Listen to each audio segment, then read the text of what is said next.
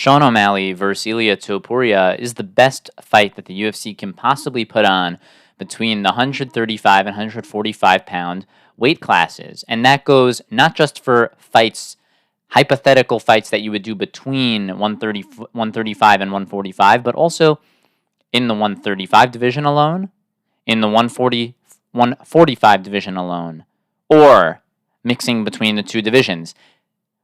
It's the best fight whether you want to go stylistically or whether you want to look at what other fights could they possibly make.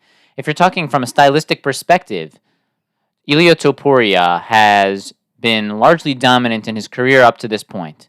He has struggled against one specific type of fighter who he still managed to knock out, which was Jai Herbert.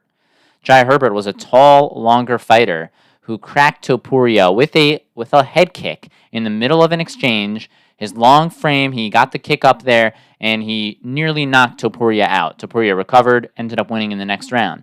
Then you have a guy like Sean O'Malley, who presents that same type of height, with the reach, with the kicking ability, who can hit you with something, who can just fling the kick up there in the middle of an exchange, would be the most similar to the Jai Herbert fight that Topuria would have ever fought since then. So there's legitimate questions coming back Topuria's way, not to mention Sean O'Malley would instantly be the best striker that Topuria, or for that matter, anyone on the roster has ever fought. When you fight Sean O'Malley, you're now fighting the best striker you've ever faced.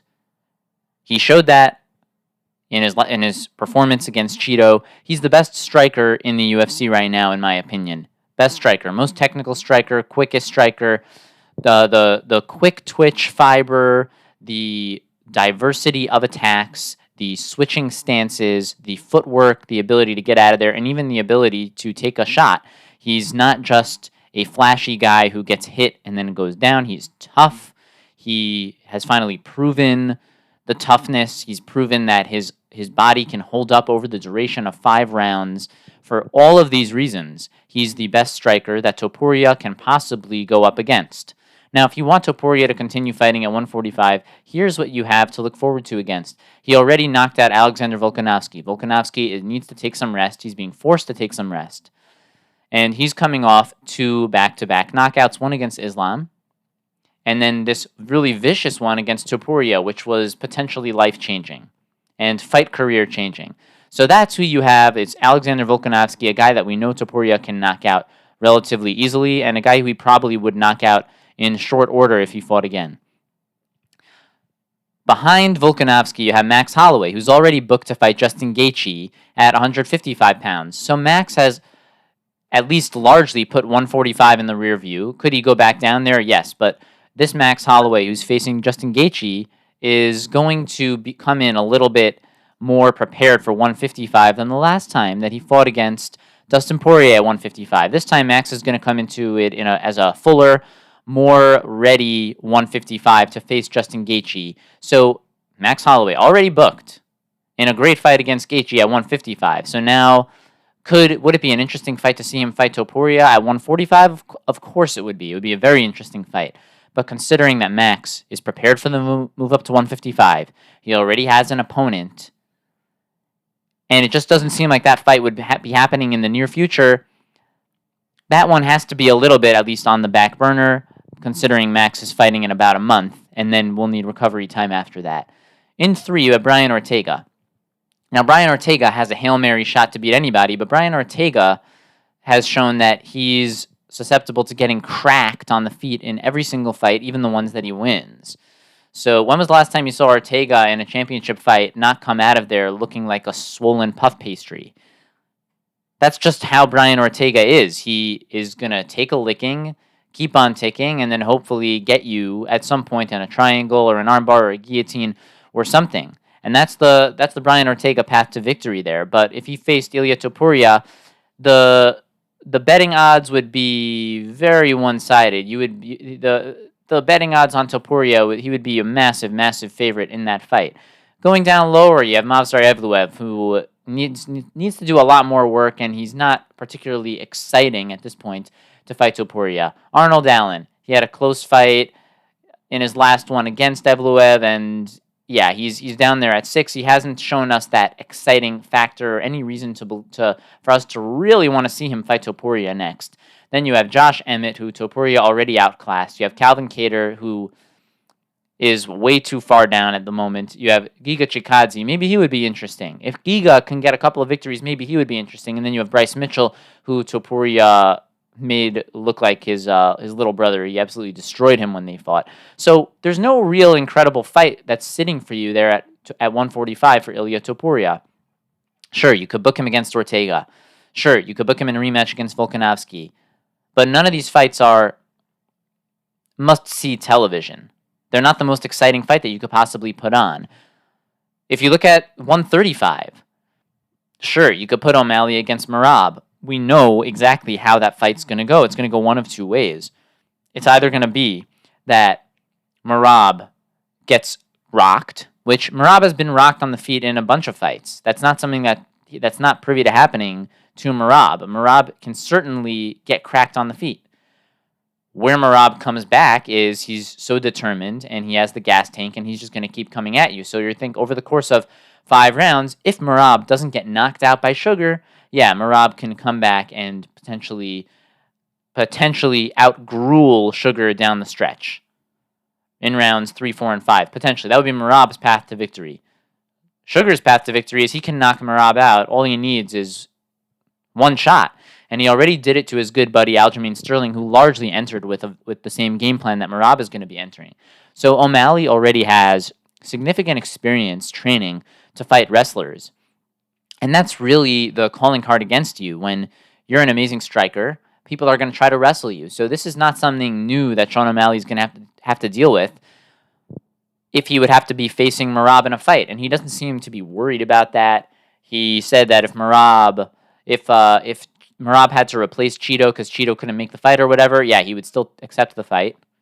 And he would still knock Merab out. And yeah, I believe him. Frankly, I do believe him. I believe that O'Malley would knock Merab out. We saw him do it already against Sterling.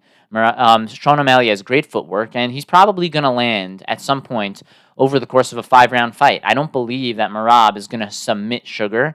That's not really what Merab does. He's not a submission artist. He's a grueling wrestler who's going to put ground and pound and pace on you and get on top of you and force you to do something about it. And when you can't do anything about it, he's going to be there at the end of a 25-minute fight, and you're going to be a much lesser version of yourself without a gas tank, and Merab can go all day, all night. But I think O'Malley would knock Merab out. If not, yeah, it's going to be a Merab win by decision, which is certainly possible, but that's not the most exciting fight that you could put on if you're comparing that to O'Malley going against Topuria in a strikers fight where one of them is going to sleep, and we're testing the boundaries of how far Sean O'Malley can go. Because right now, yeah, you could put O'Malley against Merab. If he beats Merab, sure, you could put him against Corey. Sure, you could put him against Peter Yan in a rematch. You could put him against Vera in a rematch. You could put him against Song Yadong. But, like, none of these fights are unbelievable. The Sean O'Malley versus Ilia Topuria fight is unbelievable. It's a clash of two guys who both want to duel it out on the feet. It's a clash of both guys who have secondary jiu-jitsu. It's a clash of both guys who aren't going to be really trying to take the other one down largely. Topuria is very confident. He for sure thinks he can knock O'Malley out. O'Malley, very confident. He actually thinks he can starch Topuria. And that's the really exciting part. It's the volatility going in both directions. It's the car crash. It's who don't blink in the fight. This is the most exciting a fight can possibly get. It's like Adesanya Pereira. If you put them together again, and now that we know that Pereira can knock out Adesanya, and we know that Adesanya can knock out Pereira, it's going to be don't blink type of television. And I think that O'Malley versus Topuria would be that on steroids. Because Topuria, right now, is showing just another level of power at the lower weight classes. With what he did against Volkanovski, and with what O'Malley just did against Cheeto, and with what O'Malley just did against Sterling in the previous fight, O'Malley's vaulted himself to a level, not necessarily in superstardom and fandom and being another McGregor or any of that, but in terms of the product to watch. If you want to watch a fight right now, how can you want to watch anyone but Sean O'Malley? He's at the top of fight night. Who do you want to see? You want to see Sean O'Malley because he can put someone's lights out like very few people in the entire UFC, and the same goes for Topuria. So matching these guys up together is the natural move. Oh, but we're worried about holding up weight classes. Well, don't be, because Merab can fight someone for an interim title, put Merab against Sandhagen for the interim belt, and you'll get your fix of watching Merab go against a grueling, go put a grueling pace on Corey Sandhagen, and you still have that same potential comeback there where Sandhagen can land something big. And if Merab isn't careful, Sandhagen will put him out on the feet. That's definitely within the realm of possibility.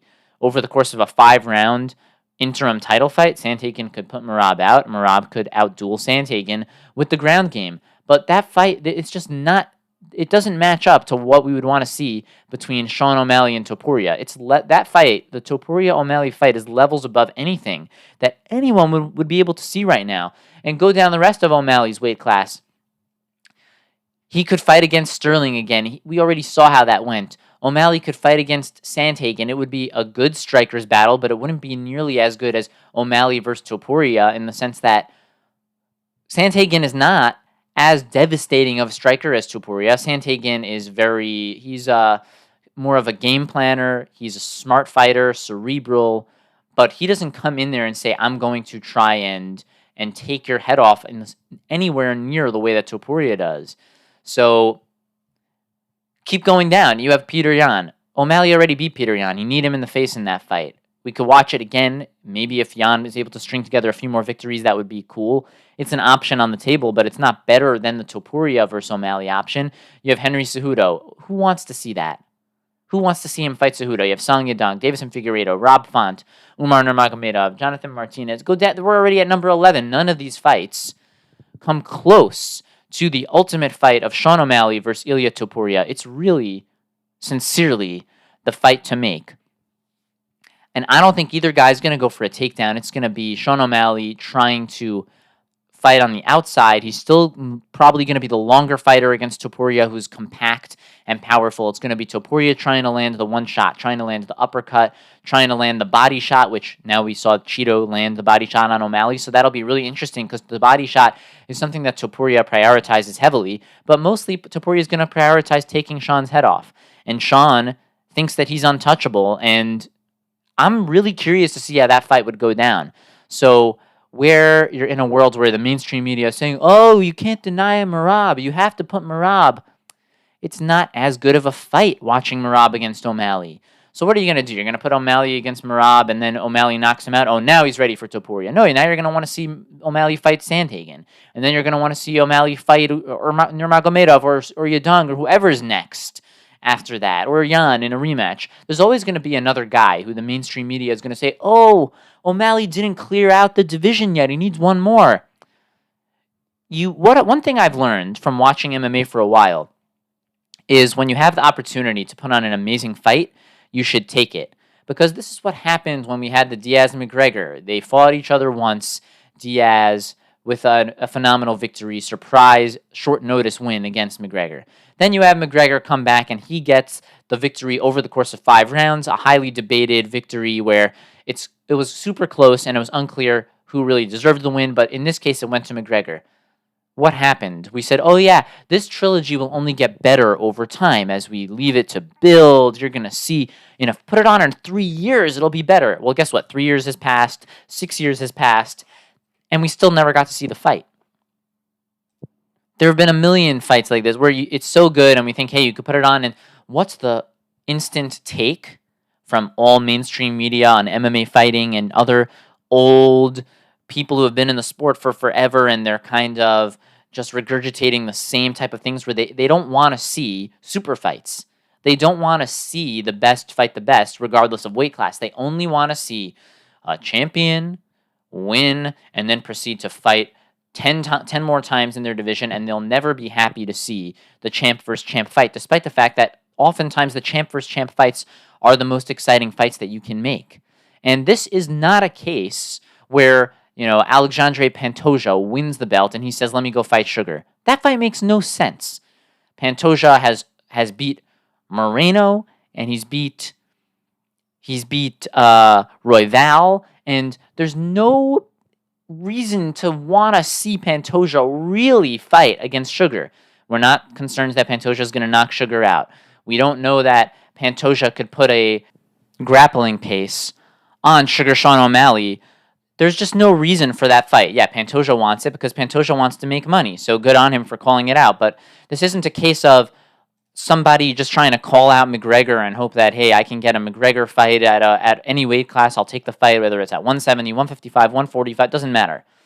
This is a case where you have two extremely exciting strikers that don't have any matchup in their division that comes anywhere close to seeing these two actually just fight each other. It's the natural move. And you say, oh, over time, the matchup will only get stronger. That's not true. You don't know who's going to get injured. You don't know who's going to lose. You don't know what's going to happen with Topuria's career. You don't know what's going to happen with O'Malley's career. When you have the opportunity for a 1 in a million fight, you should just go ahead and don't try to reinvent the wheel here. Just take what's right in front of your face. Oh, but he didn't clear out the division. Guess what? It's not really that important to clear out the division. When you clear out the division, the next thing is going to be, oh, well, there's the next generation in your division. There's always going to be another fight. There's always going to be one more guy who eventually, over time, technically you'll say deserves it. The media will make a case that he deserves it. That you shouldn't be looking for these champ versus champ fights. They hold up divisions. It's not going to hold up anything. Make the best fight. If there's one thing that's vaulted the UFC to being above every other organization, it's that we tune into the UFC because they make the best fights. The best fight the best. And the best strikers in the UFC right now are Sean O'Malley and Ilia Topuria. The most devastating knockout fighters are Sean O'Malley and Ilia Topuria. The two guys who you put against each other and you do not know which one is going to sleep right now. Sean O'Malley, Ilia Topuria. It's a fight in lower weight classes that carries extreme explosiveness to the likes of which we've probably never ever seen before, and it's a fight that we cannot possibly pass up. This is the Straight Up Fight Network.